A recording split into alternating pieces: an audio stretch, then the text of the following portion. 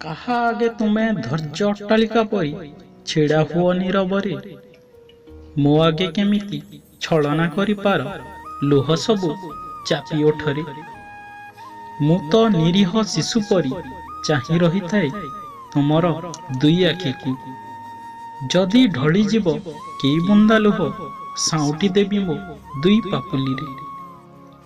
ପଛକୁ ମୁହଁ ଫେରାଇବା ଆଗରୁ ହାତ ଧରି ନେଇଯିବି ଜହ୍ନର ଦେଶକୁ। ସୁନସାନ ସମୟର ପରିଧିରେ ସ୍ୱପ୍ନରେ ବିଭୋର କରି ତୋଳିଦେବି ପ୍ରଜାପତିର ପତାଙ୍ଗୀ ରଙ୍ଗକୁ।